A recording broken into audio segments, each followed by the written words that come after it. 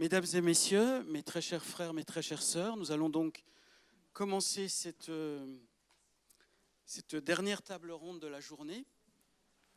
Je suis Christophe de Villers, je suis rédacteur en chef de la revue Humanisme.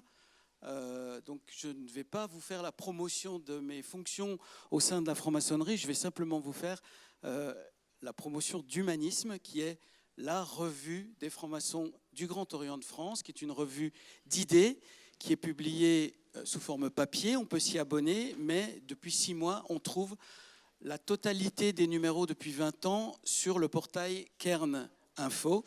Ce portail est celui de la Bibliothèque nationale de France. Donc, c'est dire combien nous avons de la crédibilité, parce que grâce à ce portail, cette revue est publiée dans le monde entier, dans les bibliothèques du monde entier. Elle est lue aux États-Unis, au Canada, dans toute la francophonie, bien sûr. Et je vous engage à en prendre connaissance si vous ne l'avez jamais fait. Vous allez y trouver des contributions de très grande qualité.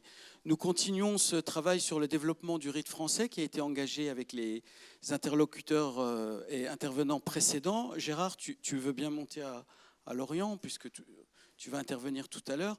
Juste simplement vous dire que les Lumières, et c'est assez évident pour vous tous, ça a été beaucoup répété tout au long de la journée. Les Lumières, c'est la conviction que chaque être humain se définit non pas parce qu'il l'est à la naissance, mais plutôt parce qu'il choisit de devenir, d'être. Et donc, il y a là un concept d'option que nous voulons promouvoir, cette option qui est le corollaire, qui est la conséquence directe de la capacité d'émancipation. On sait très bien, chacun de nous, quand on a eu la chance de s'émanciper de ses propres déterminismes familiaux, religieux, sociaux, culturels, on sait bien quel sentiment de liberté on ressent. Et donc, ce sentiment de liberté, il n'y a pas de raison que nous n'ayons pas envie de le partager avec d'autres sur toute la planète. Il n'y a pas de raison que nous considérions qu'il nous est réservé. Et nous avons envie, et c'est ça tout le principe de l'universalisme, nous avons envie que chacun sur la planète, quel que soit le lieu où il naît, quelle que soit sa culture d'origine, puisse bénéficier de cette démarche-là. L'universalisme, quoi de mieux que le rite français pour porter cette histoire, pour porter cette démarche, pour porter ce processus difficile de libération. Pour parler de ce sujet cet après-midi, cette fin d'après-midi, nous aurons non pas 4 intervenants comme c'était inscrit sur le programme, mais 3 intervenants. L'un d'eux, Stéphane Brunel, est souffrant et a dû décliner sa participation au dernier moment. Pour autant, vous avez là une brochette très très intéressante de francs-maçons engagés depuis très très longtemps dans leur obédience, pour le rite français et également dans la société. 2 d'entre eux ont été médecins. L'un d'entre eux a été acteur dans le domaine social, mais il est connu aussi, je vous en dirai plus quand je citerai leur nom, il est connu aussi pour animer le blog de la voûte étoilée que vous êtes nombreux à connaître. Et tous les 3 ont été conseillers de l'ordre, se sont engagés pour le rite français, ont publié, ont travaillé, et sont des penseurs du rite français qui utilisent la réflexion qu'ils mènent, la réflexion qu'ils produisent en dehors du temple, dans le monde profane. C'est bien ça qui nous est demandé, à nous, francs-maçons de la franc-maçonnerie libérale, adogmatique, et particulièrement au Grand Orient de France, mais à toutes les obédiences, à toutes les juridictions qui travaillent avec nous. Donc nous allons pouvoir accueillir le premier intervenant. C'est ta planche, je ne vais pas la perdre. Nous pourrons accueillir le premier intervenant. Je vous propose que nous leur laissions à chacun 20 minutes et je leur propose de les interrompre s'ils ne les tiennent pas. Comme ça, nous aurons du temps pour le débat ensuite. Nous allons tout d'abord entendre Paul Leblanc, ensuite Didier Moline, puis Gérard Contremoulin. Paul Leblanc, je vous l'ai dit, a été médecin généraliste. Il a été initié en 1975. C'est un des réactivateurs, un des acteurs de la renaissance du rite français dans ses hauts grades, dans ses ordres de sagesse. il a été conseiller de l'ordre, il a été conseiller à la Chambre d'administration et surtout, en ce moment même, il est le chancelier du 5e ordre du Grand Chapitre Général du Grand Orient de France. Donc je lui laisse tout de suite la parole. Il va nous parler des principes des Lumières au cœur de la refondation du Grand Chapitre Général. À toi, Paul.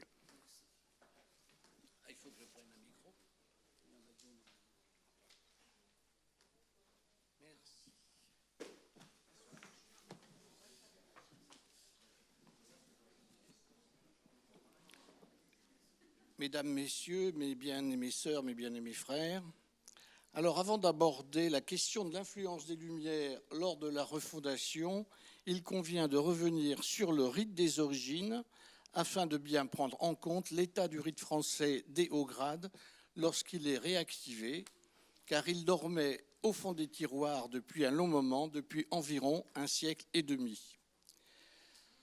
Alors la transformation de la Grande Loge en Grand Orient de France en décembre 1773 impose à la jeune obédience une reprise en main dans tous les domaines. Entre autres, il lui faut uniformiser les pratiques rituelles. La mise en route est très lente. L'Assemblée des trois chambres réunies travaillera dès le 9 février 1781 jusqu'au 12 mars 1782. La tâche sera ensuite confiée à la Chambre des grades qui vient d'être créée le 18 janvier 1782 et qui a pour mission la rédaction des grades au-delà des grades symboliques. L'étude des rituels pourra commencer le 19 mars 1782 et au total 43 grades seront étudiés et analysés.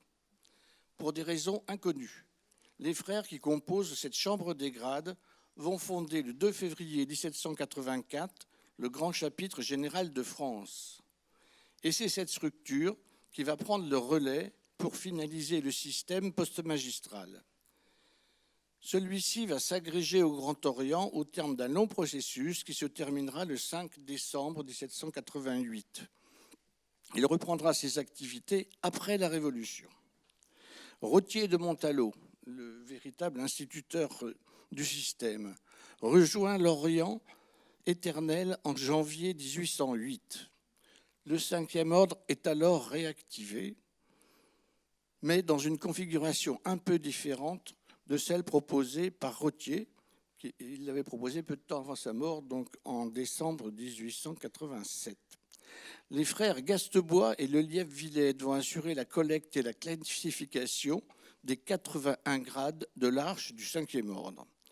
En 1823, le souverain chapitre métropolitain demande une patente pour l'exercice du kadosh. Il devient alors membre du Suprême Conseil sous le titre de Conseil des Gaules. Quelques chapitres conserveront la double qualification. Le grade de Rose-Croix est notifié comme 4e ordre du rite français et 18e grade du rite écossais ancien et accepté. Cet acte de requalification signe la mise en sommeil du rite français jusqu'au réveil au dernier tiers du XXe siècle. Il est néanmoins conservé au sein du Grand Collège des rites et par certains ateliers comme l'Étoile polaire de la vallée de Paris qui cumule les patentes du rite écossais ancien et accepté et du rite français. Donc le rite français n'est pas éteint, il est en sommeil au sein du Grand Collège des rites. Alors, avant de reprendre cette histoire, je vais donner quelques considérations sur les Lumières dont on a déjà beaucoup parlé ce matin, mais il faut quand même, je précise un petit peu le contexte. Donc, pendant les 3/4 de siècle qui précèdent 1789, un mouvement qui concerne toute l'Europe et qui s'exprime non seulement à travers la philosophie, mais aussi la politique, les sciences, les arts, la littérature, un grand mouvement surgit et est responsable d'un basculement qui fonde notre identité présente. C'est ce qu'on appelle communément la philosophie des Lumières. Il n'est pas né de rien, ex nihilo. Il s'agit d'une période de synthèse qui absorbe et articule des idées et des conceptions qui étaient jusqu'alors en conflit. Pour autant, le produit de cette pensée est l'objet de désaccords, d'âpres discussions, d'affrontements. Il n'y a pas de consensus et le débat n'est toujours pas clos, bien que le temps permette un tri. Certains distinguent ainsi les lumières modérées des lumières radicales, clivage qui perdure. Une vaste diffusion des idées par le livre, la presse et les journaux savants, les bibliothèques publiques, les salons et les cafés, et les échanges vont favoriser le débat à travers toute l'Europe, fondant le cosmopolitisme, phénomène qu'on retrouve aussi en franc-maçonnerie. Alors voici brièvement résumé le contexte. 3 idées se trouvent à la base du projet des Lumières et chacune nourrit de nombreuses conséquences. Premièrement, l'autonomie. Elle n'est opérative que s'il y a émancipation, laquelle octroie une entière liberté d'examiner, de questionner, de critiquer, de mettre en doute. Elle délivre la pensée et la pratique des tutelles surnaturelles ou dogmatiques, en particulier du poids des religions, sans remettre en cause l'idée de transcendance. Les structures de la société sont contestées et non le contenu des croyances. Cela implique le nécessaire combat contre l'intolérance et impose son antinomie, la tolérance.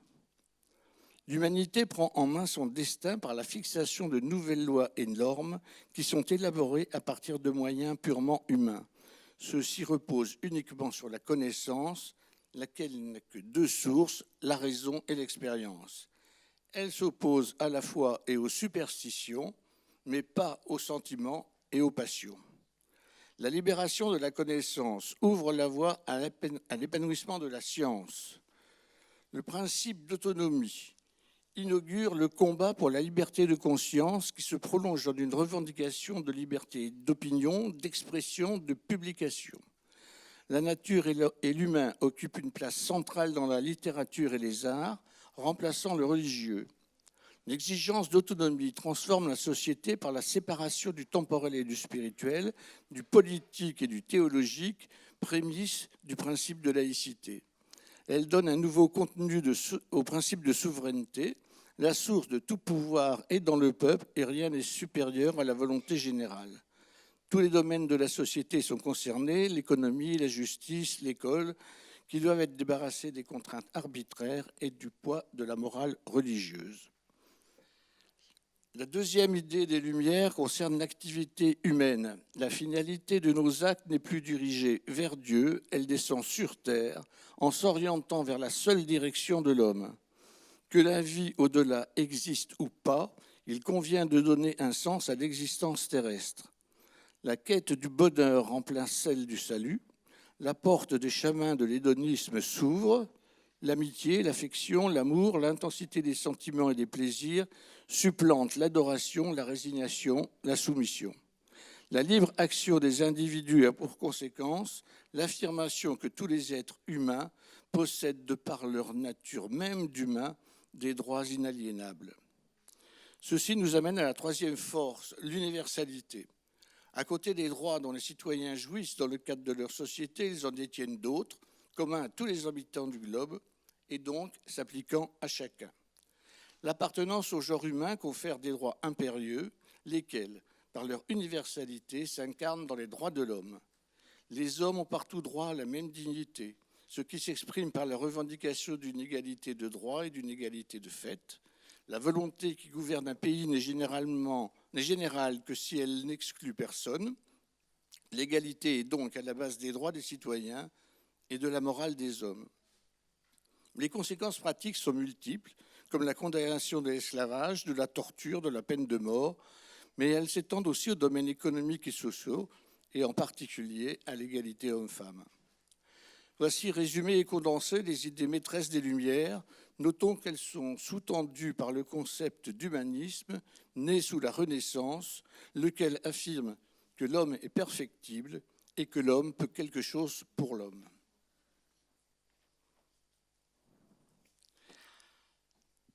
Alors, les Lumières dès les origines de la franc-maçonnerie. Quand et où rencontrons-nous ces principes dans les rituels de rite français ?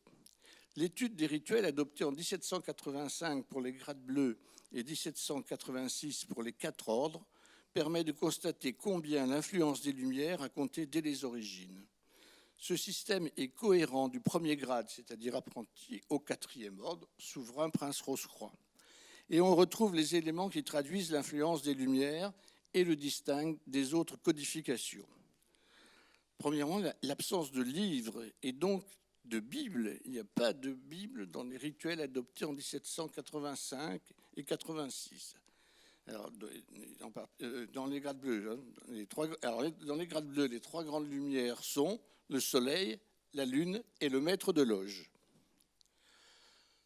Au premier, deuxième et quatrième ordre, on retrouve le livre de la sagesse. Il s'agit d'un livre de l'Ancien Testament qui n'est pas reconnu par toutes les églises chrétiennes et qui commence ainsi « Aimez la justice, vous qui gouvernez la terre ». Fin de citation. Donc, aucun livre n'est signalé au troisième ordre. Le Gadlun est invoqué, enfin le Gadlun, le grand architecte de l'univers, n'est invoqué ni à l'ouverture ni à la clôture des travaux, que ce soit au grade symbolique ou pour les quatre ordres. On le retrouve dans les formules des obligations, qui sont les obligations dans le rite français sont en réalité des promesses, dans quelques parties de la scénographie et dans certaines instructions. Le quatrième ordre, c'est-à-dire le souverain prince Rose-Croix, n'est pas totalement expurgé de références christiques. Mais il convient de noter qu'un effort a été fait par rapport au rituel de l'époque pour gommer nombre d'évocations néo-testamentaires, en particulier dans le discours historique, où n'apparaît aucun élément de cette nature. À la fin de la cérémonie est célébrée la naissance du parfait maçon libre. Le deuxième ordre, alors je ne vais pas détailler tous les ordres, parce qu'on y passerait à ce moment-là un long moment, je résume. Donc le deuxième ordre met en valeur le rôle central de la science et de l'art. Le troisième ordre, celui de la liberté et de la construction intérieure et extérieure. La comparaison avec les rituels qui circulaient à l'époque montre combien les instituteurs du rite français ont été sensibles dans l'élaboration des rituels aux idées des Lumières. Il ne fait pas de doute que cette sécularisation relève d'une volonté réactionnelle délibérée. La refondation accentue encore l'influence des Lumières. Après un long silence de 150 ans, la réactivation sera progressive sur plus de 3 décennies. La préhistoire débute en 1963, quand René Guilly fonde le chapitre Jean-Théophile des Aguliers à Neuilly, suivi en 1974 à Paris par le chapitre La chaîne d'union de Roger d'Alméraz. Celui-ci va installer à Lille en 1977 le grand chapitre magistral du globe français, donc grand chapitre magistral du globe français, sous la présidence de René-Jacques Martin, qui recevra plus tard les frères du Sud-Est, lesquels créeront en 1979 le grand chapitre de Provence et qui va se scinder en deux, Lougalène à Aix-en-Provence et Pax Caritas à Calas. Donc ceci en 1985. Là, c'est vraiment l'origine de la réactivation du rite français. Et donc ce grand chapitre magistral du globe français de Lille là, est très important, malheureusement. Et on n'a pas retrouvé, pour l'instant, j'ai toujours pas retrouvé de traces de ce grand chapitre. Les frères du Nord m'ont expliqué le trajet après qu'a pris notre frère René-Jacques Martin, et donc a priori toutes les archives ont disparu. Si vous en connaissez, je vous serais reconnaissant de me le dire. Alors c'est au cours des années 1990 que les chapitres de rite français vont se multiplier. Cette période de maturation sera plutôt agitée. Et elle témoigne de conceptions divergentes, mais pas opposées, et qui seront à l'origine de courants qui vont se cristalliser au cours de la décennie pour aboutir à 3 tendances. Les chapitres du Sud-Est, classés comme traditionnalistes car attachés au rituel de 1786. Les chapitres de l'Union, rassemblés après le congrès de La Rochelle, suite à la mise en minorité de Christian Pozzo di Borgo, ancien grand maître du Grand Orient de France, et constitués essentiellement de chapitres parisiens. Enfin, les chapitres du futur autour de Paul Gourdeau, qui refuse de s'affilier au Grand Collège des Rites et qui prône une révision de la sécularisation des rituels ainsi qu'une prise en compte du fait social dans les travaux. Le positionnement de ce groupe en dehors des institutions du Grand Orient de France pose donc problème.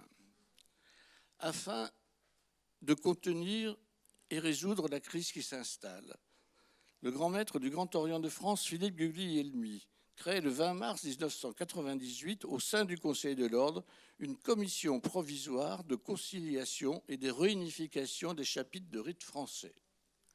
C'est le début du processus de refondation qui prendra forme après le congrès de La Rochelle des 5, 6 et 7 mars 1999, lequel se conclura par l'alliance entre les chapitres du Sud-Est et ceux du futur.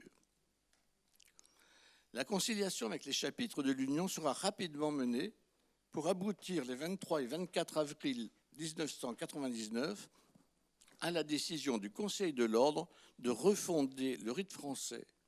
Le convent de septembre 1999 approuve le protocole de refondation et donne délégation au grand chapitre général pour la gestion des grades post-magistraux du rite français.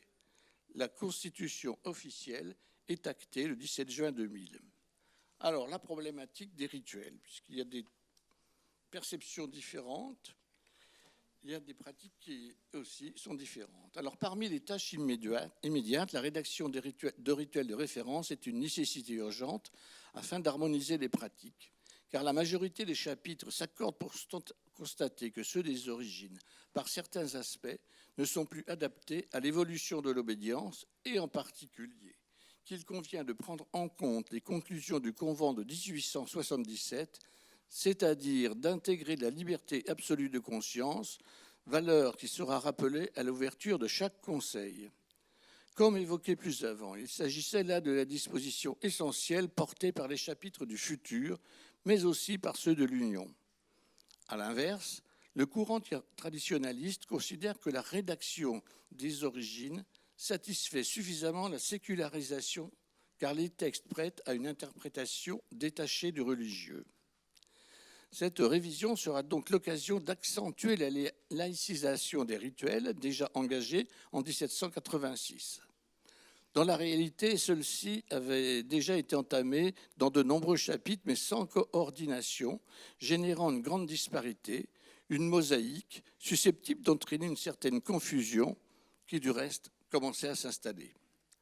Les premières versions des rituels de référence donc, sont adoptées par le Congrès des chapitres en 2002 pour le premier et deuxième ordre, en 2003 pour le troisième ordre et en 2004 pour le quatrième ordre.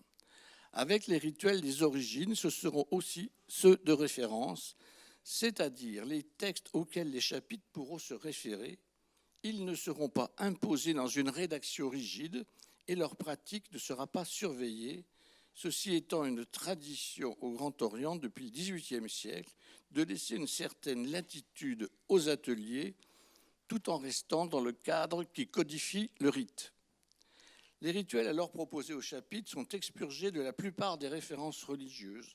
Le cheminement initiatique s'effectue dans un contexte areligieux, même si les décors des scénographies trouvent leur inspiration dans les récits bibliques. Cadre qui n'impose aucune croyance, mais propose simplement une ambiance et un environnement qui règlent et conditionnent une histoire, une légende ou un mythe. Plusieurs éléments disparaissent des rituels, en premier lieu le grand architecte de l'univers, lequel n'était invoqué uniquement dans la formule, au départ dans la formule de reconnaissance. D'autres notions ou actions sont gommées, la présence du livre, le lavement des pieds, au deuxième ordre, l'onction, enfin toutes plus ou moins chargées d'une connotation religieuse. Des changements plus importants sont adoptés par la suite. Sur la demande de notre très sage et parfait grand vénérable Philippe Guglielmi, les décapitations des cadavres sont supprimées du rituel de réception au premier ordre, de tels actes étant considérés au regard de la loi actuelle comme des crimes. Le rituel du quatrième ordre est l'objet d'une refonte profonde dont la finalité est expliquée dans le préambule du livret de 2004. Alors je cite ce préambule du livret de 2004 puisque en 2004, il y a une grande évolution de ce quatrième ordre qui devient à ce moment-là souverain prince Rose-Croix, parfait maçon libre d'Hérédom de Kilvinning, grand commandeur du Temple, c'est son titre. Alors je cite, « Les ordres de sagesse du rite français comprennent des grades et des degrés, dont 81 par groupe de 9 ont été répertoriés en 1787 par le grand chapitre métropolitain. Cette nomenclature historique n'est cependant pas exhaustive, car le contenu patrimonial du grand chapitre général autorise l'exercice légitime de toutes les patentes et la pratique de tous les rites dont il a lui-même fait don au Grand Orient lors de son incorporation en 1786. Il appartient aujourd'hui au Grand Chapitre général du Grand Orient de France d'assumer cet héritage et de transmettre l'exceptionnelle richesse du rite français en se souvenant que la tradition n'est pas de refaire les mêmes choses comme d'autres les ont déjà faites en d'autres temps, mais de s'y référer afin d'en retrouver l'esprit, cet esprit constructeur dont Saint-Exupéry pouvait dire, je cite, « Seul l'esprit soufflant sur la glaise peut créer l'homme ». Fin de citation. Il y a donc proposition comme rituel de référence d'un texte nouveau qui cherche dans une nouvelle rédaction à adapter l'esprit du rite de 1786 à l'évolution de la société et de la franc-maçonnerie de tradition française. La trame du souverain prince Rose-Croix est rappelée en préambule. La deuxième partie développe le parfait maçon libre déjà présent dans le rituel adopté en 1786 et qui met en valeur la liberté et l'autonomie de l'homme. La troisième scénographie ajoute le grand commandeur du Temple qui propose une synthèse de la progression initiatique contenue dans les 4 ordres avec l'acronyme juré qui clôt le parcours en renouvelant les promesses antérieures. Le 4e ordre se présente ainsi comme la conclusion du processus initiatique à la gloire de l'humanité, démarche qui se déroule sur terre et non au ciel et qui est couronnée par l'aphorisme de la 3e marche du 5e ordre, il n'y a d'initiation que la réalité. J'ai dit.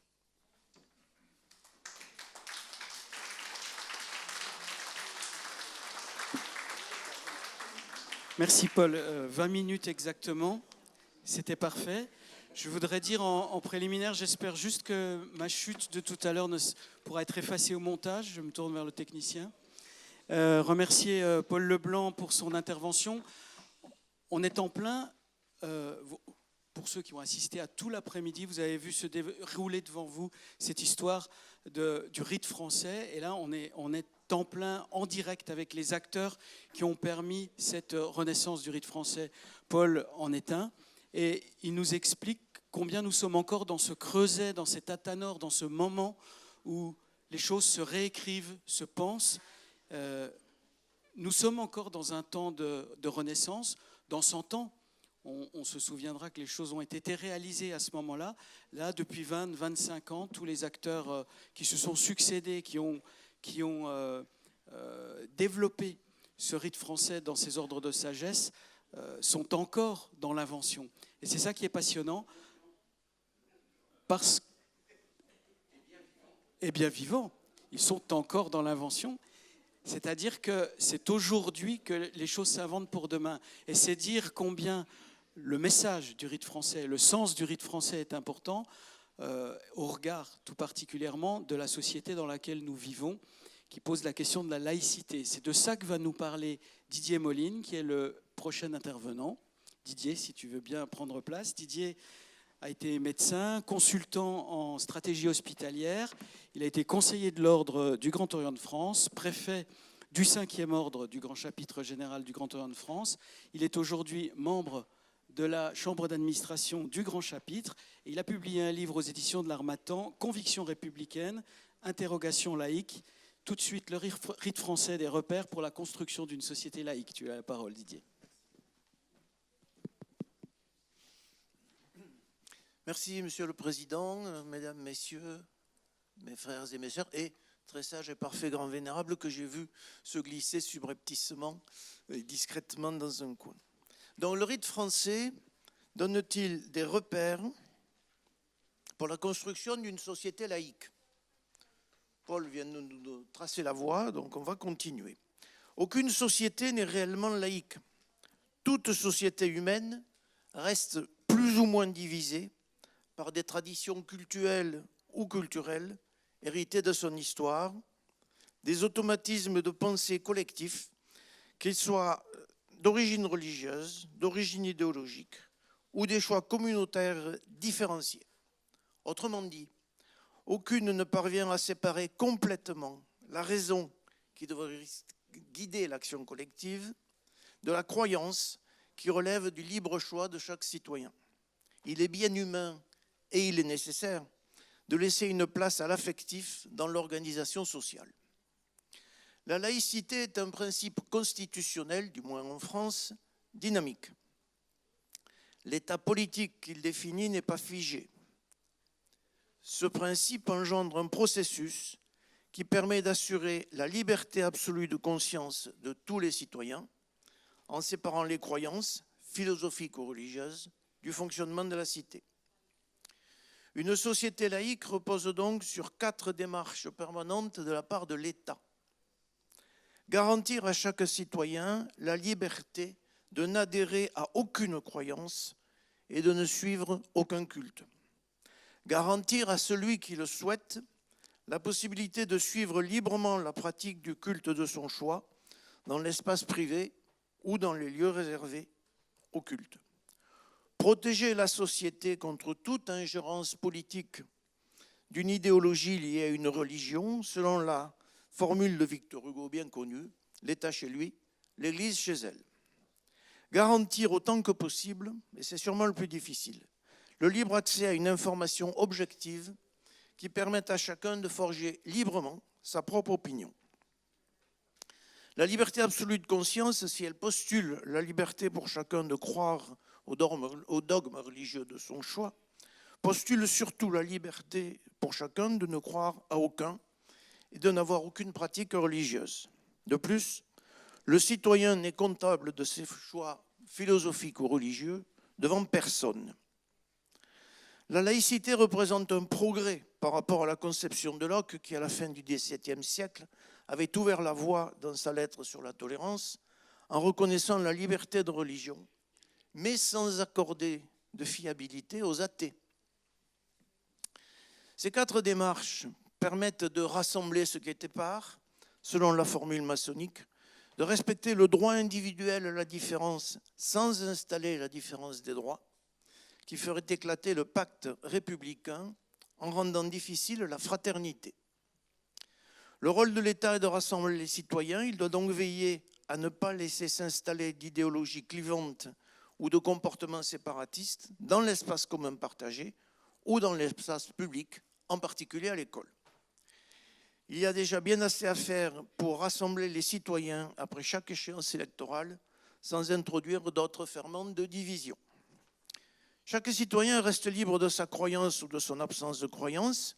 Il peut librement s'affilier à la communauté de son choix, mais l'État n'est pas tenu par cette affiliation et il ne la reconnaît pas. Il doit même veiller à ce que cette affiliation ne devienne pas une aliénation de personnes vulnérables qui les figerait dans un statut immuable. Chacun doit donc aussi pouvoir quitter librement sa communauté. Il en va de même dans les loges et les chapitres du Grand Orient de France. Chacun reste libre de ses opinions, mais respecte la règle commune et les opinions des autres lors des travaux. C'est ce qui différencie la liberté religieuse, introduite par les Lumières écossaises dont je parlais tout à l'heure, et anglaise avec les constitutions d'Anderson, de la liberté absolue de conscience, introduite par le Convent de 1877, dans l'article 1er de la Constitution du Grand Orient de France. En quoi cette conception des relations au sein de la société est-elle inscrite en filigrane dans le rite français, inspiré par les Lumières, actuellement pratiqué au Grand Orient de France? Est-ce à dire que le rite français serait un rite politique? On le lui reproche souvent, alors qu'il n'est pas tâche plus noble que la recherche de l'amélioration de l'organisation sociale au service de l'homme et de la femme, puisque maintenant elle a voix au chapitre. En fait, en parallèle à la démarche initiatique personnelle, ce rite donne quelques repères pour la construction d'une vie sociale apaisée. Le rite français propose donc une démarche équilibrée entre démarche initiatique et réflexion sur la société, en accord avec l'article 1er de la Constitution du Grand Orient de France. La franc-maçonnerie travaille à l'amélioration matérielle et morale, au perfectionnement intellectuel et social de l'humanité. Tout d'abord, la question de Dieu n'est pas posée en l'impétrant. Qu'il soit croyant, athée ou agnostique, la porte du temple lui est ouverte s'il est libre et de bonnes mœurs, et la loge n'a pas à connaître ses convictions religieuses. Il sera possible de récuser un candidat à cause d'un engagement politique dans un parti appelant à la discrimination, parce que toute discrimination est une atteinte à l'égalité et à la fraternité. Mais les éventuelles croyances religieuses du candidat n'influeront pas sur la décision d'admission tant qu'il n'a pas la prétention de détenir la vérité et d'imposer ses croyances à tous. Dans une institution qui ne reconnaît aucune vérité révélée, le fil conducteur du rite est donné par le cheminement qui mène du mot à la parole. Et maçon, depuis les origines, celui qui connaît le mot du maçon. Mais cette parole prend sa source dans le mot du maçon. Elle permet en fait à l'initié de changer de plan conceptuel. Les évolutions de cette parole tout au long du cursus des 7 étapes du rite français donnent une idée de ce que peut être la construction d'une société laïque. Au commencement était le Verbe, nous dit l'évangile de Jean. Je peux me permettre de citer ce texte. Je ne pense pas que Paul me le reproche. Ce verbe, parole qui relève du concept, du principe et pas du simple mot de passe, est détenu par l'architecte seul. À sa disparition, c'est le Conseil des maîtres qui élabore collectivement la nouvelle parole, le nouveau paradigme. Il s'agit donc d'une co-construction du concept de référence qui n'est plus imposé de manière hiérarchique ni révélé. Le mot de passe devient clé conceptuelle commune, d'origine humaine et non prétendument divine.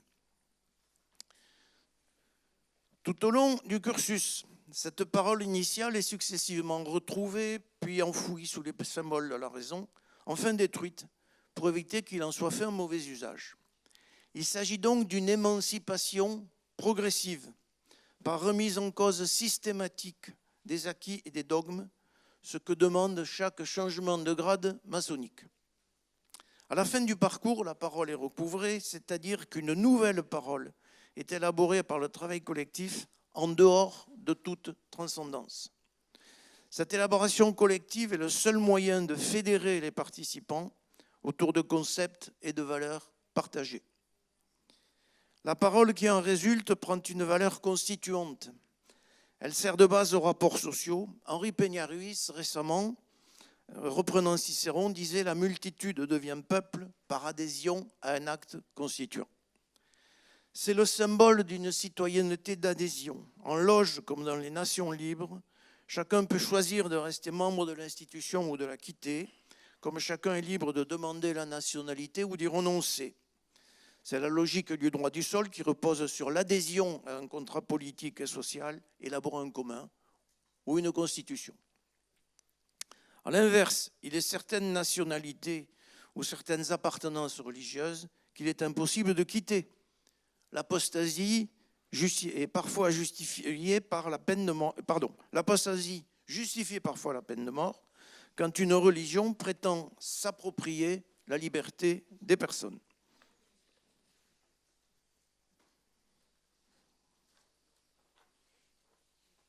Je regarde le président qui vit les ciseaux à la main, donc je fais attention.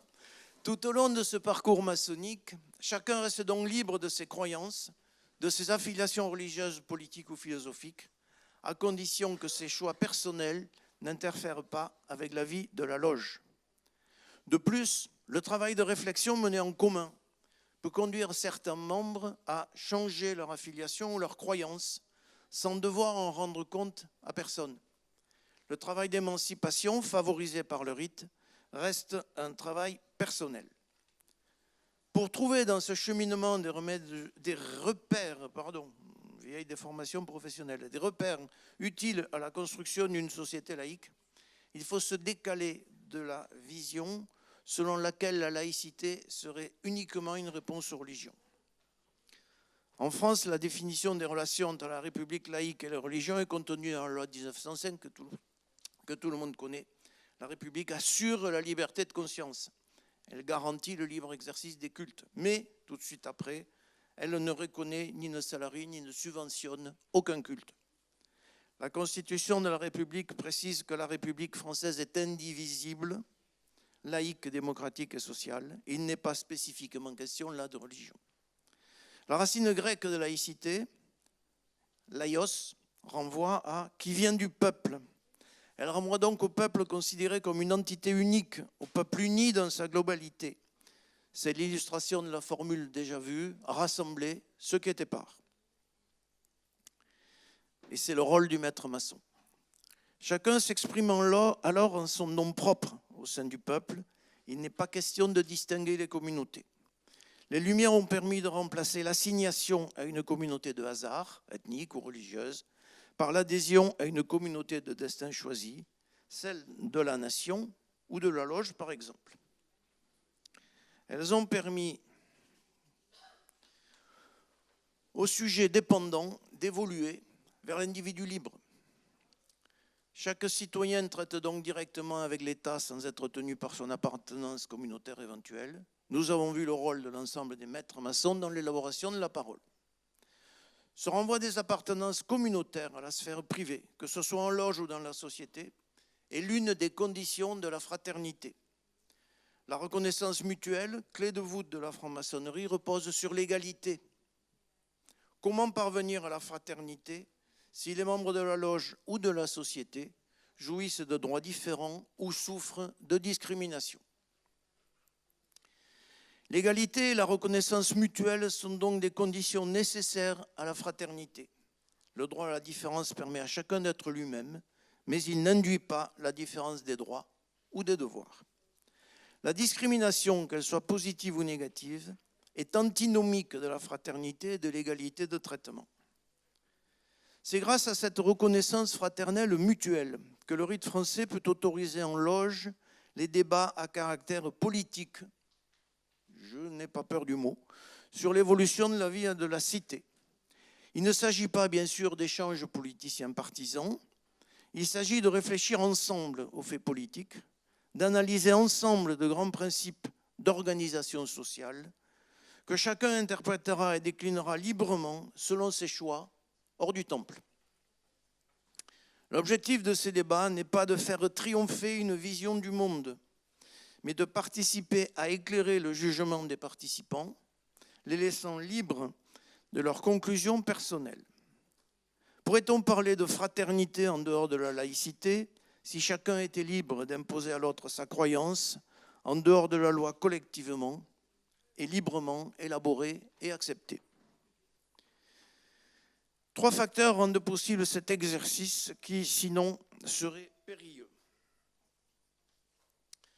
Tout d'abord, il ne peut être question de chercher à convaincre. Chacun taille sa pierre et la met à disposition sur le chantier, s'en saisit qui veut.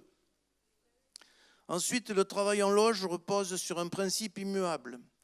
Toutes les opinions sont à la fois légitimes et discutables. Par contre, celui ou celle qui parle est sacré. Rien ne permet de le remettre en cause. On peut réfuter son raisonnement, pas l'attaquer personnellement. La réfutabilité des opinions est une des conditions de la recherche de la vérité, bien connue des scientifiques. L'agression des personnes ne peut que crisper les positions et n'a pas valeur d'argument probant. Enfin, le langage symbolique ouvert, donnant une marge d'interprétation, évite les affrontements directs, souvent sur des détails. On peut penser que le respect de certains de ces principes redonnerait au débat démocratique la sérénité qui lui manque actuellement sur le forum. Nous pourrions ainsi rappeler que les citoyens qui ont adhéré à une constitution, quelles que soient leurs opinions et leurs différences, sont censés partager in fine les mêmes principes au-delà des valeurs auxquelles ils adhèrent. Nous l'avons vu, les membres du rite français élaborent collégialement leurs principes. C'est bien une manière de donner le pouvoir au peuple rassemblé, au peuple du référendum, de susciter son adhésion. Un point est rarement souligné. Le rite français ne donne pas l'initiation, si l'on en croit par exemple Charles Porset. Il reçoit un impétrant qui est sur le chemin de l'initiation par une démarche personnelle. Ne disposant d'aucune vérité révélée, ne se référant à aucune transcendance, le rite français ne peut communiquer aucune vérité, mais simplement une méthode. L'initiation relève du travail personnel d'émancipation, pas de la révélation.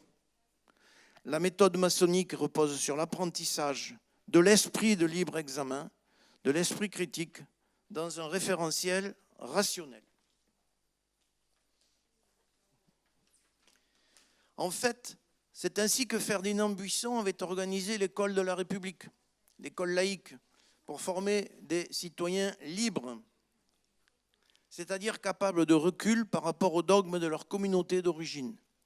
La laïcité de l'école est un facteur de développement de la fraternité en laissant les différences à la porte de l'école, comme le maçon laisse ses métaux à la porte du temple. Il faut noter aussi que la fraternité maçonnique n'est pas un sentiment, mais c'est une attention portée à l'autre qui repose d'abord sur la volonté et sur le respect du serment maçonnique. C'est donc une attitude acquise par le travail sur soi et non un sentiment inné. Elle est génératrice de civisme et de solidarité qui sont une fraternité en action. Le rite français porte donc, nous arrivons au bout, Monsieur le Président, le rite français porte donc en parallèle deux démarches qui visent à l'émancipation et au refus de toute assignation communautaire, qu'elle soit religieuse, ethnique ou sexuelle. 1. La démarche initiatique, travail personnel sur sa propre amélioration par le travail de la pierre brute. 2. La démarche collective d'étude du fait social, pour ne pas dire du fait politique. Elle repose sur l'apprentissage progressif de la liberté absolue de conscience, dans le respect des croyances des autres et dans l'élaboration d'un espace commun partagé qui ne soit pas un lieu d'affrontement. Elle permet aux maçons de travailler collectivement à l'élaboration du plan parfait du temple, reflet de la société idéale.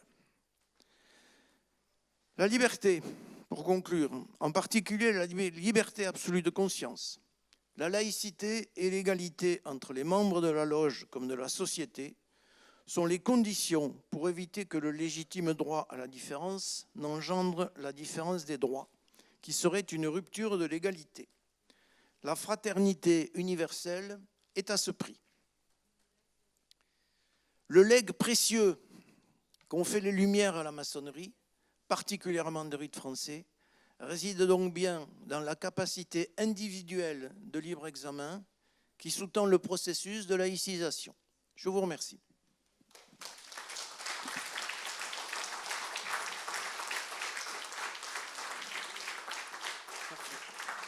Merci à Didier Moline qui conclut son intervention de belle manière. Réfutabilité des opinions, sérénité, élaboration collective. On voit bien combien, dans le monde profane, ces principes sont attendus. Et je sais qu'il y a dans la salle des Américains, les campagnes électorales françaises n'ont rien à envier aux campagnes américaines.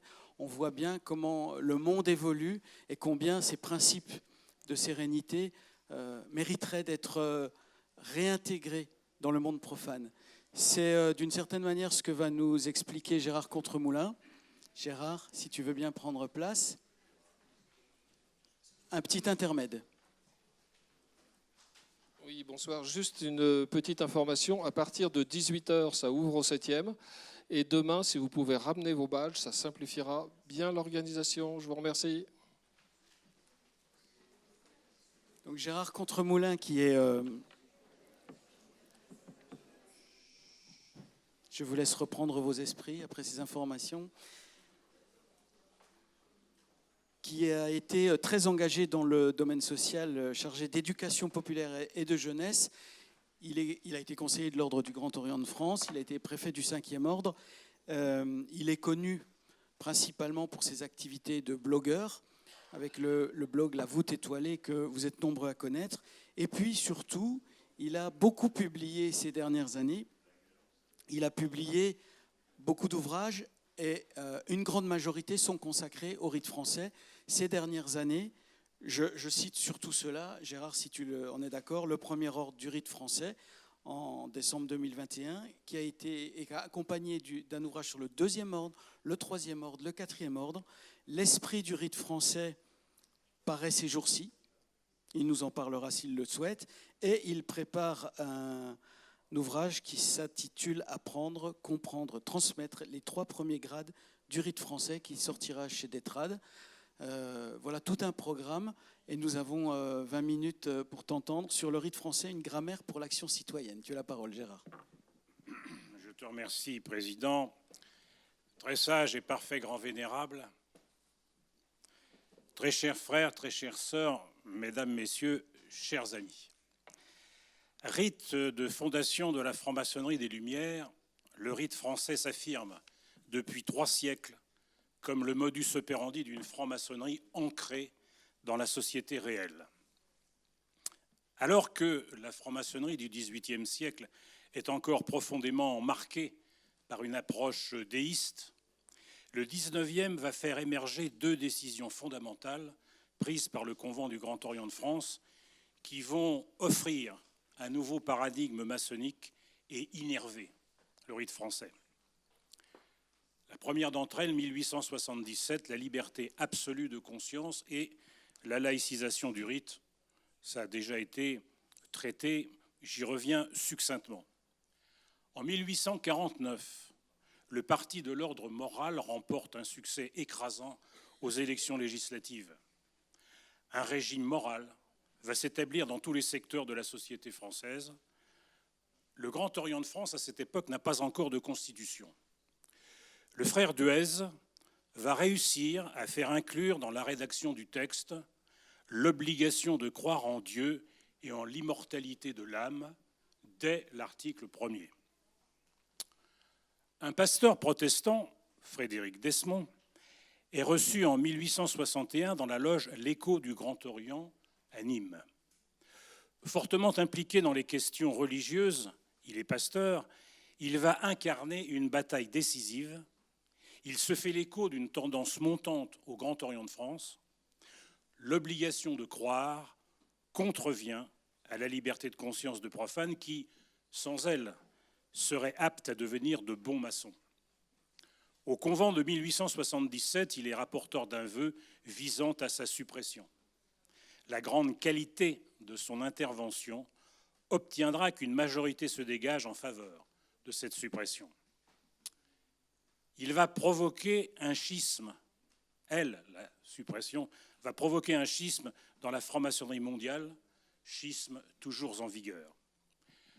La lettre-réponse du 12 janvier 1885, adressée par le frère Clark, sur mandatement spécial du grand maître de la Grande Loge unie d'Angleterre, au secrétaire général du Grand Orient, le frère Coulon, est éloquente. Je cite.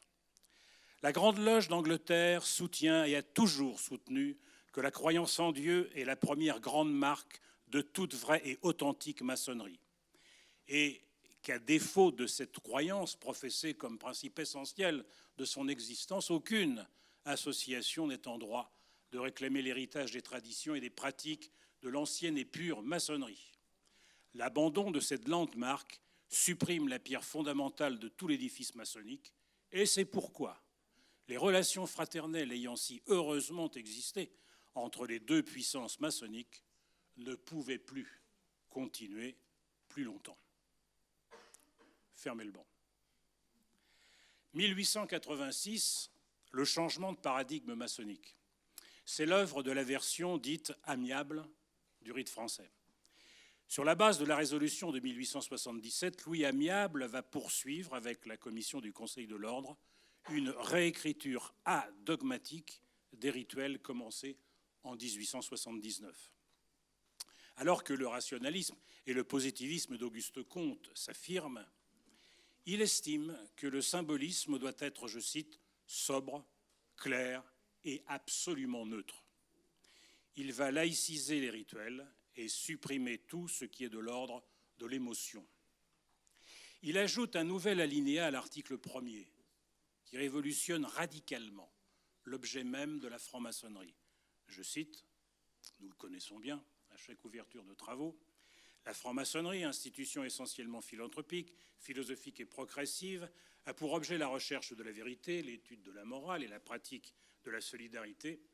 Elle travaille à l'amélioration matérielle et morale, au perfectionnement intellectuel et social de l'humanité. Le rite rompt définitivement les attaches chrétiennes, ou plus exactement christiennes, de la rédaction de 1786. Surtout, cette formulation nouvelle change radicalement le paradigme maçonnique. Les devoirs de l'homme, de la femme, ne se dirigent plus vers un au-delà de la vie terrestre, mais vers la réalisation de son bonheur sur terre, ici et maintenant. Responsable de lui-même, l'homme s'autodétermine, hic et nunc. Dans sa présentation du nouveau texte, Louis Amiable précise la nécessaire, je cite, neutralité envers les diverses croyances, et que, poursuite de la citation, les données certaines fournies par l'état actuel de la science devraient être pour nous mises à profit. Ces deux décisions, 1877 et 1886, sont essentielles pour l'ancrage du franc-maçon dans la vie civile et son apprentissage de la vie en société. Alors un mot sur la nature du rite français. Pas moins de 11 versions vont soit décliner, soit défier l'une ou l'autre de ces deux décisions. En réalité, ces versions affirment la grande plasticité du rite, sa grande capacité à rendre compte des évolutions de la pensée libre, de l'évolution des mœurs sociales et des perspectives qui s'ouvrent aux femmes et aux hommes de toute nation. Paradoxe que la franc-maçonnerie régulière anglo-saxonne refusera d'assumer en s'interdisant tout débat de nature politique ou religieuse, sans parler du travail en mixité. C'est refuser de voir que le rite français apporte les éléments d'une spiritualité où la raison cherche ses références dans l'art, la philosophie, la science, comme autant de témoignages de la création humaine. Elle témoigne de l'extraordinaire vivacité de l'intelligence sensible. L'homme puise son inspiration, son imagination, son intuition aux sources que lui procure son environnement économique, social, politique, philosophique, artistique. Il fallait une franc-maçonnerie qui puisse rendre compte de tout cela. Au puissant mouvement de transformation sociale des XVIIe et XVIIIe siècles correspond effectivement une tout aussi puissante institutionnalisation d'une nouvelle façon de réfléchir, une franc-maçonnerie ancrée dans la réalité, osons dire, une franc-maçonnerie spéculative qui ne renie pas ses apports symboliques opératifs. L'esprit du rite français. Toute la démarche maçonnique se résume à ce dilemme, être ou faire. Le rite français est d'abord une grammaire de l'initiation à la liberté, une méthode pour l'émancipation de l'homme, une voie vers la liberté de conscience. Pour Philippe Guglielmi, ancien grand maître et président de la juridiction du rite français, je cite « L'état d'esprit du rite français, c'est la France, c'est Lumière et l'universalisme. C'est donc le Grand Orient de France. C'est le principe actif de cette franc-maçonnerie libérale et adogmatique militante, humaniste, combative, qui se singularise face à d'autres manières de franc-maçonnerie, peut-être plus orientées sur l'introspection collective et plus en retrait sur le plan de l'amélioration de la société. C'est un extrait de la préface d'un livre, L'esprit du rite français, qui est de sortie imminente chez Dervy. Merci. Le rite français, on ne peut pas hésiter non plus à se faire un tout petit peu de publicité, que diable. Le rite français, un pont vers la modernité. L'esprit du rite français émerge de 3 siècles de pratiques qui le font apparaître comme une dialectique entre la démarche initiatique intime et l'engagement citoyen. Une manière de maçonner qui arrive en France et que l'on retrouve à partir de 1785 dans les travaux de la Chambre des grades sous le nom de régime du Grand Orient de France. Permanence des principes, permanence de l'identité. C'est un cheminement qui part à la conquête de la paix des consciences, une sagesse qui permet de vivre dans la considération de l'autre, dans le respect de ses convictions et l'acceptation des différences. Telle est l'ambition fondatrice de cette franc-maçonnerie, un défi lancé aux passions religieuses mortifères. Car le rite français est un rite de liberté pour des francs-maçons libres. Libres de choisir la forme du rite, libres de lui apporter des modifications, libre de l'adapter aux circonstances, libre de traiter de tous les sujets nécessaires à la réflexion commune, telle est la nature du rite. Si les différences entre ces versions sont importantes, elles se développent toutes à partir d'un fond commun qui place l'homme au centre de toute démarche. Toutefois, et c'est une différence clivante, elles ne se fixent pas toutes ces versions comme perspective fondamentale son émancipation de toute tutelle. C'est la philosophie de ce rite à fort potentiel qui a pu faire son chemin des origines à nos jours, au milieu des mouvements d'idées, des évolutions de la société, des découvertes scientifiques et de l'opposition frontale de l'Église catholique qui, dès 1738, avec la première encyclique qui excommunie les francs-maçons, celle de Clément VII, In eminenti apostolatus specula, ne pas fermer le banc. Ce rite est le contraire d'un catéchisme.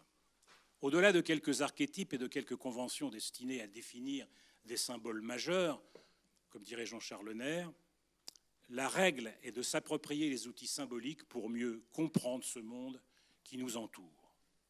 Le rite français accepte les débats sans préalable ni prérequis. Il n'en exige aucun et ne prône le respect d'aucun dogme.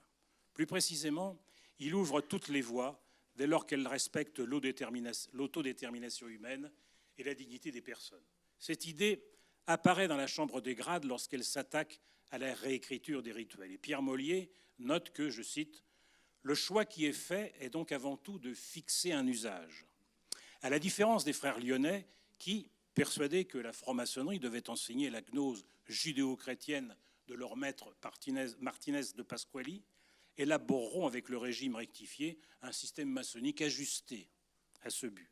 Et il ajoute, c'est donc sans a priori que l'équipe du Grand Orient va examiner les pratiques maçonniques de son temps. L'identité du rite français, c'est le conservatoire d'une tradition maçonnique. Il livre ici sa véritable nature, adaptabilité aux circonstances et fidélité aux principes fondamentaux. Ces différentes déclinaisons montrent qu'il n'est ni Bible, ni musée, ni mausolée, mais le conservatoire d'une tradition maçonnique ancrée dans le réel. Telle est la vertu d'un rite vivant, nous livrer l'esprit qui a prévalu à chaque étape pour maçonner. Le rite français est une continuité initiatique. Le rite est un système qui se développe dans une continuité, vous connaissez, de 7 grades plus 1. C'est d'abord une pratique de l'égalité. Comprendre la continuité du parcours initiatique de rite français suppose de mesurer en quoi diffèrent progression et hiérarchie. Les 7 grades se situent dans une suite qui permettent une progression sans pour autant placer les détenteurs des différents grades dans une relation hiérarchique. Un grade complète le précédent par l'octroi d'outils ou d'éléments initiatiques complémentaires pour que chaque maçon puisse élargir sa propre approche. Ce qui est en parfaite cohérence avec l'article 7 de la Constitution du Grand Orient qui s'applique sur toute la continuité du rite, je cite, « Dans les réunions maçonniques, les francs-maçons sont situés sous le signe de la plus parfaite égalité, seul compte la hiérarchie des offices. » C'est aussi la continuité un processus progressif. Le rite français, en effet, ne fait pas de la cérémonie d'entrée en franc-maçonnerie un moment magique de transfiguration qui transformerait le profane en initié. La racine du mot « initié », ouvrir la voie, commencer, nous indique une signification et s'est éloignée du sens qui lui est communément donné aujourd'hui. Cette pensée magique ne correspond pas à l'esprit du rite. En revanche, celui-ci définit l'initiation comme un chemin, une démarche qui commence le jour de la cérémonie de réception au premier grade. C'est le sens que traduit le rituel lorsqu'il indique que, je cite, « on s'initie soi-même ». Cela nous entraîne loin des vérités révélées, des transcendances, des maîtres à penser. Mais la continuité, c'est une pratique qui conjugue symbole, méthode et récit. Les grades emploient le symbolisme comme un ensemble d'outils pour transmettre des contenus plus ou moins complexes et être compris, où que l'on soit, par-delà les frontières culturelles et par-delà la multitude des cadres de référence. Le symbolisme devient alors un outil d'ensemble, mais simplement un outil. former des citoyens. La continuité du rite offre 2 séries de grades. La première comprend les 3 grades symboliques, apprentis, compagnons et maîtres, qui ont vocation à former des maîtres maçons. La seconde comprend 4 ordres de sagesse plus 1, destinés à former des citoyens par une réflexion approfondie sur la hiérarchie des devoirs que l'être humain doit aborder dans la société. Symboles et récits se succèdent dans cette suite initiatique pour offrir aux francs-maçons les bases d'une réflexion philosophique et morale. Ainsi des préceptes des 4 ordres. De la vengeance à la justice au premier ordre, pour la nécessité d'établir les normes universelles des rapports sociaux. De l'union des hommes à l'unité des valeurs au deuxième ordre, pour déterminer comment la construction d'un projet humain peut viser l'universalité. De la destruction à la reconstruction au troisième ordre, pour mesurer ce que les réalisations humaines ont de fragilité, mais aussi ce qu'elles contiennent en elles-mêmes de base de reconstruction. De la libération à l'épanouissement au quatrième ordre, pour parachever cette recherche du bonheur humain, de l'épanouissement à partir des 3 principes essentiels de liberté, d'égalité et de fraternité. Cette continuité du rite français vise à doter la société d'une franc-maçonnerie libérale et adogmatique, c'est-à-dire d'un régime initiatique propre à préparer des hommes et des femmes pour relever les enjeux humanistes de la société. Le rite français est aujourd'hui encore confronté à la double offensive contre le rationalisme et contre la philosophie des Lumières que développent les sociologues des religions, les mouvements catho tradis, sectaires ou encore les chantres du retour des tribus et de la post-modernité.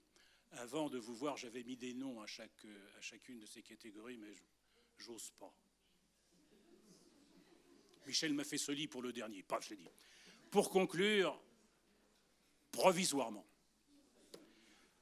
le maçon de rite français se consacre à comprendre les situations les plus complexes pour en proposer une lecture rationnelle, dépassionnée. Il n'a pas vocation à descendre dans l'arène politicienne. Sa place n'est pas dans la perspective de convaincre, mon prédécesseur vous l'a amplement expliqué, mais de chercher à comprendre la complexité des situations pour en fournir des explications aussi simples que possible. À n'en pas douter, cette perspective maçonnique, avec ses principes de liberté, d'égalité, de fraternité et de liberté absolue de conscience, correspondent à l'attente de nombre de maçons, aux prises avec des situations sociales, économiques, politiques et géopolitiques, d'affrontements ou de soumission, dogmatiques ou religieuses, non seulement en France, mais aussi en Europe et dans le monde. Dans le contexte d'expansion des populismes, il n'a pas à dire ce que l'on a envie d'entendre. En revanche, il doit s'attacher à proposer une voie de médiation qui mettra à l'épreuve sa capacité de discernement. Plutôt que de manipuler le compas comme un ostensoir, il lui faudra mettre en pratique ce que cet outil essentiel symbolise pour le franc-maçon, qu'il aspire chaque jour à être un peu plus. Alors, peut-être le reconnaîtra-t-on comme tel. La tradition innovatrice du siècle des Lumières prend alors toute sa résonance. Que Rottier de Montalot ait souhaité doter la société du XVIIIe siècle d'une franc-maçonnerie vecteur de progrès n'est pas éloigné des devoirs des francs-maçons contemporains, conscients des réalités de notre société. Le rite français n'est pas une forme rituelle embaumée, mais le fond d'une pensée évolutive, progressive et progressiste. Le choix qui accompagne chaque maçon de rite français subsiste, se satisfaire d'être ou ambitionner d'agir, pour faire vivre un nouvel humanisme qui réponde aux questionnements contemporains et dont le but est de construire les cathédrales du futur, selon l'expression de Charles Porset. Décidément, l'heure du repos n'est pas arrivée.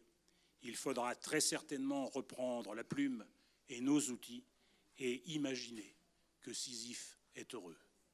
Je vous remercie.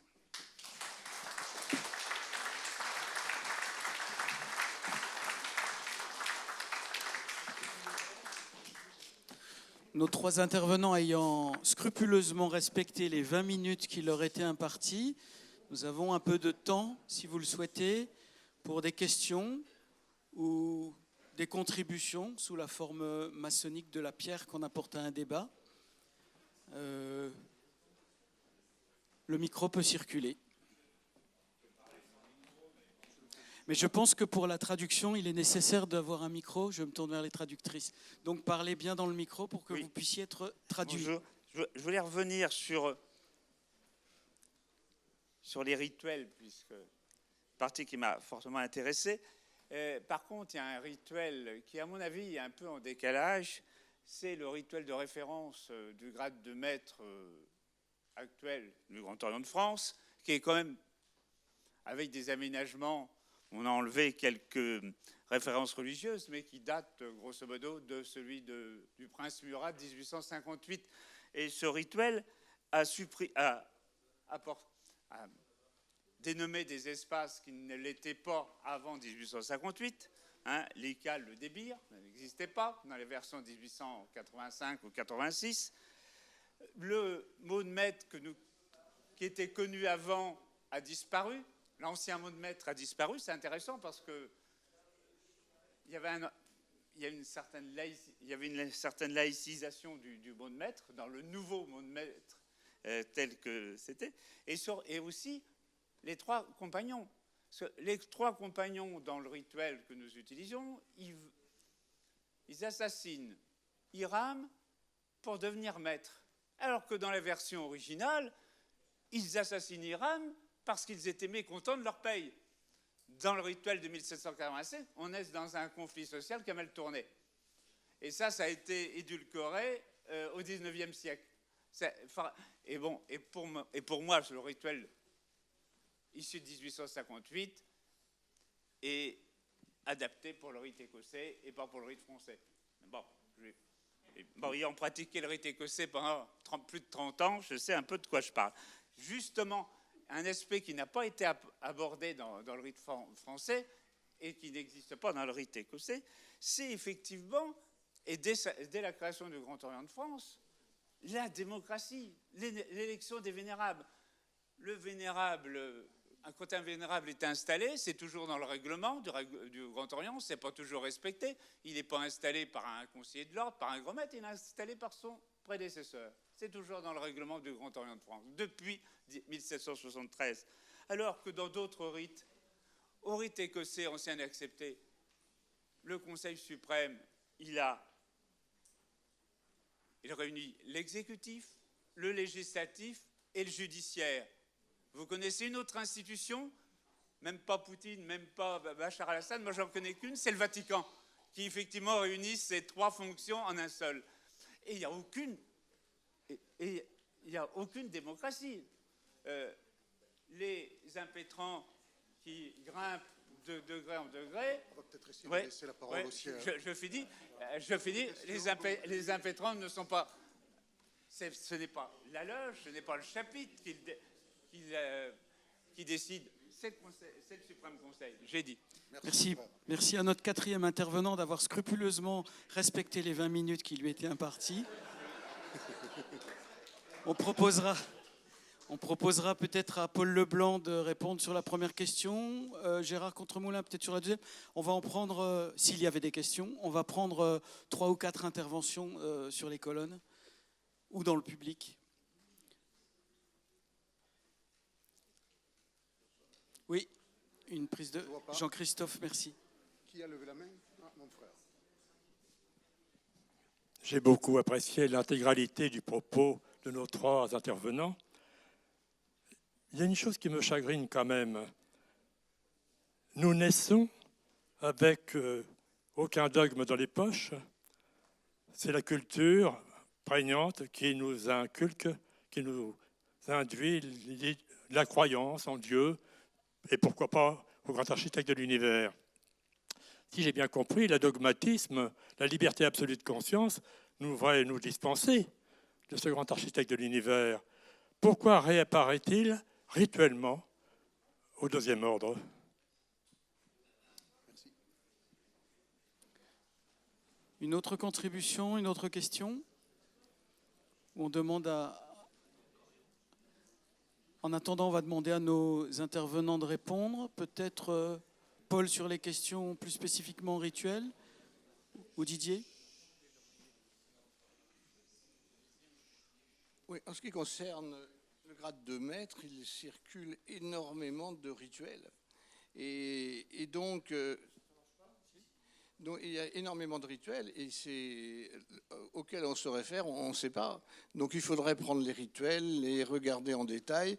Moi, je vous propose de vous référer au rituel adopté en 1785, au mois d'août 1785. Il est très riche.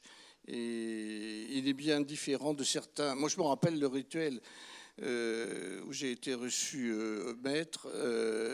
C'était en 79. Il n'était pas terrible. On n'avait pas beaucoup d'enseignements à en tirer. Donc après, une dizaine d'années après, un rituel un petit peu plus étoffé est sorti. Et puis depuis quelques années, les rituels sortent un peu régulièrement. Et j'avoue que celui dont tu parles, que tu évoques, là, je ne le connais pas. Je ne connais pas. Il y a des révisions régulières. Et donc, voilà. L'autre question qui concernait...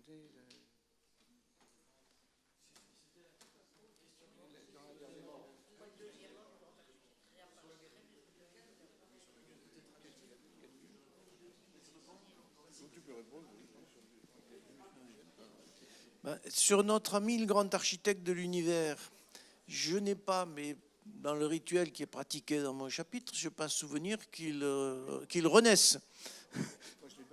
Voilà. Par contre, il existe dans un certain nombre de rituels, et l'agnostique que je suis n'y voit aucun problème. Cécile, ici présente, vous dira que Charles Porset le présentait comme un repère architectonique, c'est-à-dire quelque chose qui permet de régler la visée et que l'on dépasse. L'important, que ce soit Dieu, le diable, le grand architecte, c'est de ne pas le transformer en dogme et de ne pas le transformer en croyance. Par contre, comme outil, ça peut être utile. Une autre question? Vous avez beaucoup parlé dans toutes vos interventions de cette référence à des rituels religieux. Au rite français, quelle est la limite entre des symboles, qui seraient considérés comme religieux ou pas? Au rite français, quelle est la limite que vous accordez pour considérer qu'un symbole est religieux ou ne l'est pas? Et est-ce que, plutôt que de cette limite de religieux, ce ne serait pas cette notion de dogmatique ou d'adogmatisme que l'on pourrait prendre en compte? Gérard? Bon, c'est un défi, hein, que ce soit moi qui essaie de répondre à ta question. Mais je le tente. Qu'est-ce qui fait agir l'homme ou la femme? L'idée qu'il se fait d'un au-delà, dans lequel trônerait un ensemble de valeurs accrochées au firmament des cieux, ad vitam, ou ce qu'il cherche de lui devant lui. Je pense que toute la recherche d'amélioration de soi comme de la société dépend de cette question qui consiste à fixer pour l'homme, ou la femme, pour l'homme au sens très large, quel est son cadre de référence. Qu'est-ce qui le fait agir? Qu'est-ce qui le fait penser? Et je sais bien qu'on a coutume de dire « laissez-moi décider de ce qui m'aide à vivre ». D'accord. Mais on peut aussi envisager que ce qui m'aide à vivre, c'est-à-dire ce qui m'aide à me construire, soit situé devant moi par moi. C'est un débat éternel entre les maçons authentiques, sincères, de savoir s'il y a une transcendance ou pas, si c'est utile qu'il y en ait une ou pas, s'il est utile d'en créer une ou pas. On ne va pas trancher ça maintenant. Mais il me semble, dans la recherche de 40 ans de rite français, que l'environnement initiatique du rite, tel que nous les offrent nos symboles, mais conçus comme des outils, pas comme des fins, me suffisent pour construire ce qui me paraît essentiel pour moi et pour les frères et les sœurs de ma loge. Je pense que quelle est la différence entre le religieux et le profane, entre le sacré et le profane? Je vais vous citer une anecdote si vous voulez simplement me le permettre. J'étais en visite avec 2 frères dans une obédience amie, que je ne citerai pas, dans une obédience amie pour y présenter une planche. Nous étions tous les 3. Il y en avait un qui était au plateau du VD, un autre au plateau de l'orateur, un autre au plateau du secrétaire. Et puis, les travaux n'étaient pas encore ouverts, bien entendu. On installait nos textes, nos gadgets, etc. Et vous savez, pour les maçons, quel est cet espace qu'il y a entre le plateau du Vénérable et l'autel des serments? N'est-ce pas? Vous voyez ce que ça veut dire. Bien. Et comme on n'était pas encore en travaux maçonniques, allègrement, nous passions et les uns et les autres au milieu. Et là, alors je ne dirais pas si c'est un frère ou une sœur, parce que ça vous donnera une petite indication et je n'ai pas envie, j'ai entendu « Ah, qu'est-ce que tu fais ?» J'installe, mais pas du tout, tu viens de violer l'espace sacré. Non, non, non. Je ne le... Merci pour elle, l'obédience. Donc, je suis sorti, pas effrayé, parce que d'autant plus que c'était une amie, mais je n'imaginais pas... Oui, je l'ai dit, zut. Je n'imaginais pas que ça puisse être possible. Et j'ai pris conscience là de jusqu'où on pouvait aller trop loin en matière de respect du sacré.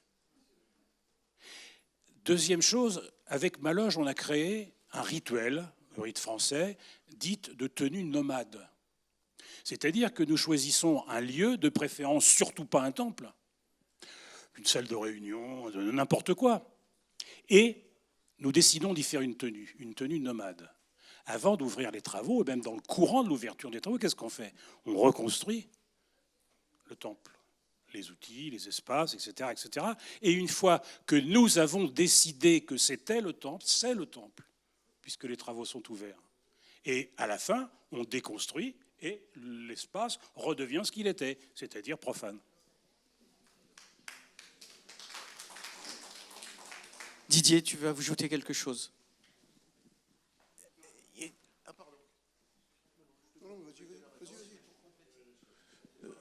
Juste un mot.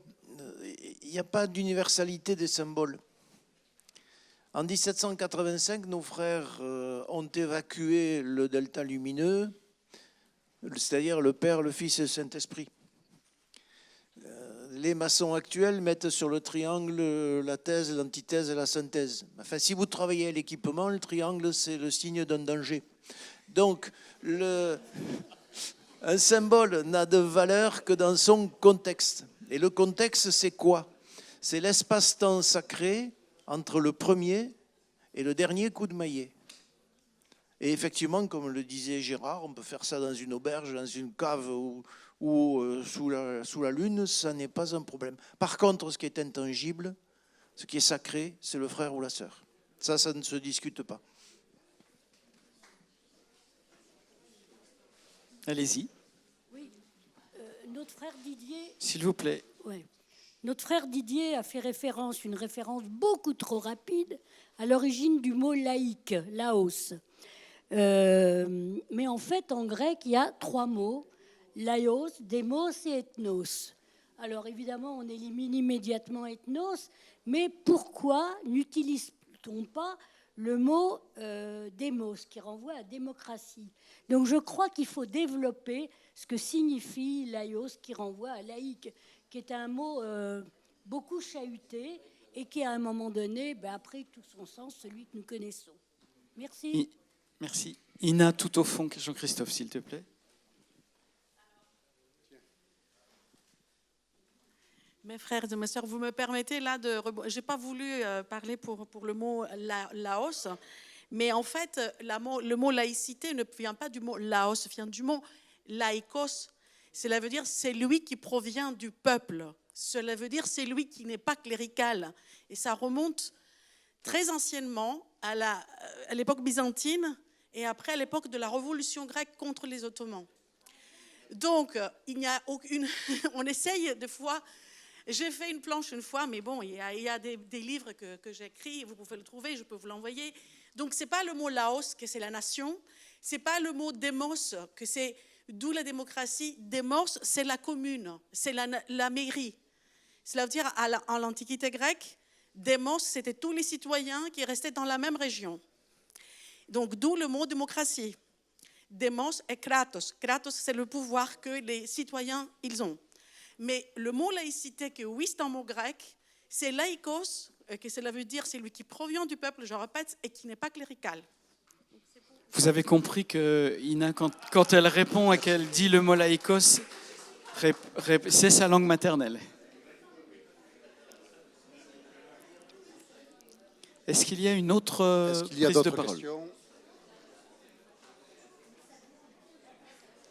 S'il n'y a pas de prise de parole nouvelle, je vous propose que nous en restions là. Ah, un repas derrière le...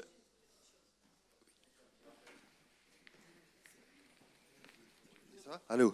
Oui, ça n'est pas une question, Christophe. C'est juste rappeler aux membres, aux juridictions membres du comité Ramsay, au TSPGV, que la réunion aura lieu à 6 heures au premier étage dans les locaux du grand chapitre général. Merci Michel. Cécile veut ajouter quelques mots. C'est très bref, mais comme on vient de parler de symboles, et justement comme Didier a bien fait remarquer qu'il n'y avait pas un sens du symbole, que tout était lié au contexte, je vous recommande vraiment la lecture du dernier ouvrage de Jean-Charles Nair, Candide au pays des symboles, où vraiment il explique pour lui ce qu'est le symbolisme et surtout pas la symbolatrie. Voilà.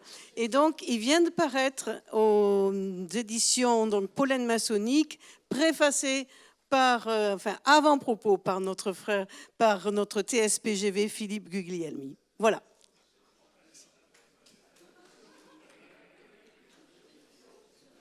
Je vous remercie pour votre attention, mesdames, messieurs, mes frères, mes sœurs. Nous pouvons conclure cet atelier et je vous souhaite une bonne soirée. C'était la dernière intervention. Rendez-vous demain à la Bibliothèque nationale de France.